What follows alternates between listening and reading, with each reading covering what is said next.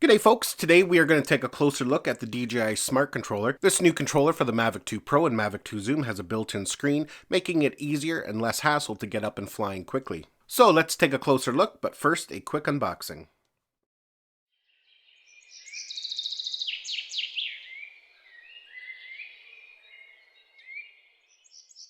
So this new smart controller first leaked last year. There were some pictures that were floating around the internet, and it finally got announced at CES 2019 this year. It was added to the DJI website, but listed as out of stock. It first became available to European countries, then to Canada, and finally to the US. Now, at the time of filming this video, it's been listed as out of stock again. Apparently, they've all sold out of them, so it could be a while before they get more stock in. So let's go ahead and open it up, and then we will take a little closer look at some of the new features.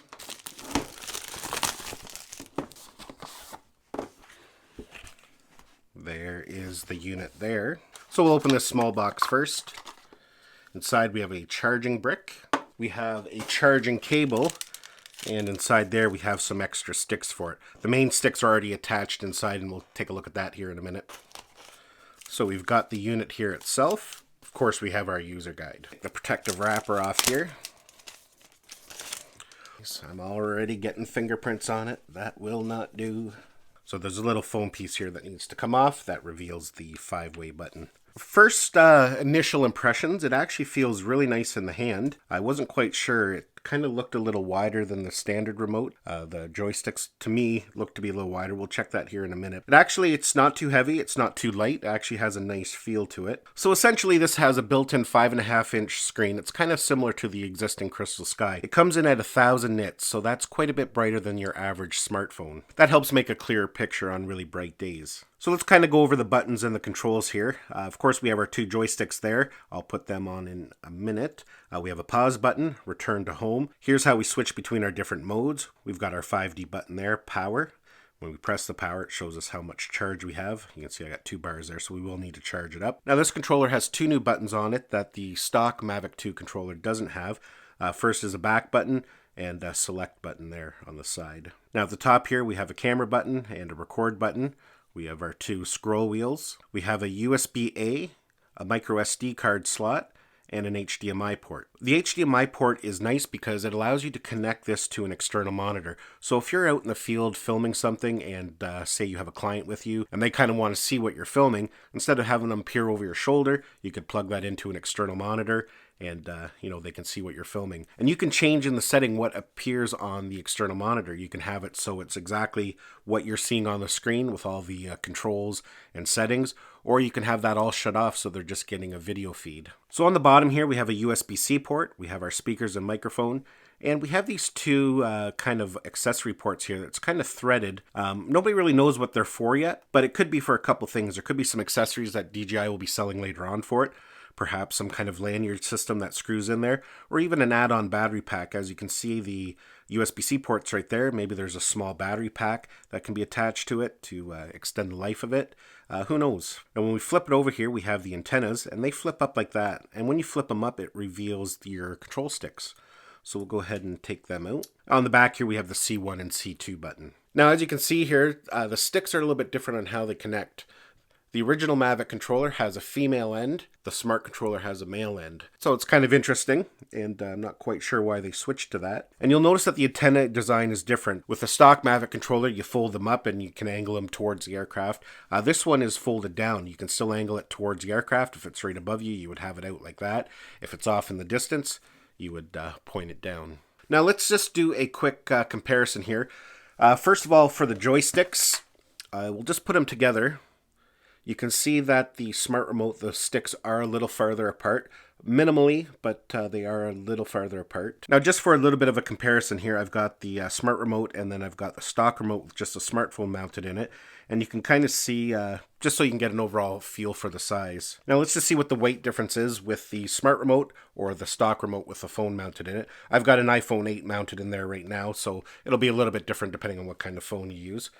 So, smart remote, 695 grams. The stock remote with a phone mounted in it, 550 512 grams. So a little bit of difference there. Now that little bit of weight difference doesn't really equate to much. You don't really notice it when you're holding it. Now before we get too much farther here, there's a few things we need to do. First of all, we need to charge it up. I'm going to give it a full charge. Then we're going to have to power it on and update the firmware. We have to connect this to the internet, and there's a firmware update that we need to download.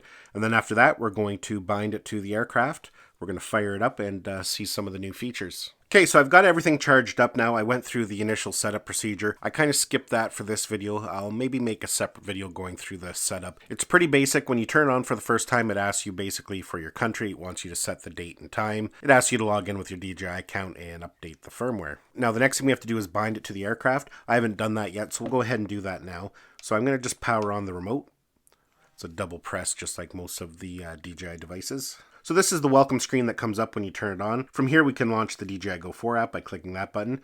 We can go to our apps, the apps that we have installed, and we can also go into our gallery, which I don't have anything there yet. We can also swipe down from the top. This gives us a whole bunch of different settings to do with the remote. It also allows us to launch the Go Share app, which I'll maybe cover in a different video as well. Basically, Go Share allows you to transfer photos and videos from the Smart Controller over to a mobile phone or iPad. You can take a screen capture, you can record the screen, and that's great for those who like to make tutorials and different videos like that. So what we're going to do, let's launch our DJI Go 4 app. So as you can see there, it's pretty well the same as if you're flying this on a phone. But what we have to do first is bind the controller to the aircraft. So the first thing we need to do is put the controller into pairing mode, and there's two ways in which we can do it. Now the first way to do it is to press the C1 and C2 button and hold down the record button here all at the same time. You'll hear the controller start to beep. The other way to do it is to bring up the menu, and we can click on linking.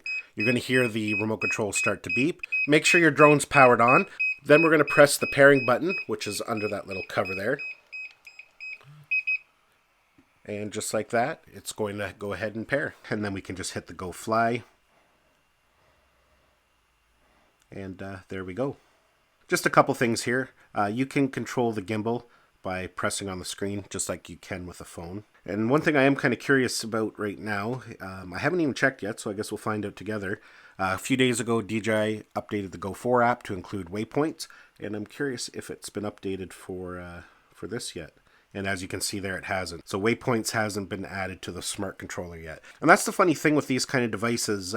You pay a premium for it. This remote control is $649 US. In Canada, that works out to about $850. Now, you think DJI would make updates available for their premium devices like the Crystal Sky or the Smart Controller, at least at the same time when they get updated for iOS and Android. Now, with the USB-C, it does have a quick charging capability. If you plug in any other type of USB-C charger, it will work, and you'll notice that the lights are moving a little bit slower. You'll actually get a message that comes up on the screen saying that you're using a slower device. It will work, but it'll take you longer to recharge your remote. As soon as you plug in the charger that comes with the remote, you'll see these lights speed up quite a bit, and signifying that it's charging a lot faster. So this is an OcuSync 2.0 remote. That means it works with OcuSync 2.0 drones, such as the Mavic 2 Pro, Mavic Zoom, and the Mavic Enterprise. Now, it is believed that future drones that come out that have OcuSync 2.0 will be compatible with this controller as well. So with that said, it's not compatible with the DJI Spark, the Mavic Air, or the original Mavic Pro. Now, this is one of those devices that there's quite a division on. There's a lot of people that love it and want it, and there's many that are, no way, not at that price. I'm kind of on the fence myself. Personally, I'm glad I got it, and I know I am going to enjoy using it this summer. But I wish it was a little bit cheaper, obviously. The other thing that is a little bit irritating right now is that when you buy the Mavic 2 Pro or the Mavic 2 Zoom, you have the option of purchasing it right with the Smart Controller, and you get it at a reduced rate then because you're not paying for the other controller to be included. So that kind of sucks for us who bought it right from day one or who have purchased it recently.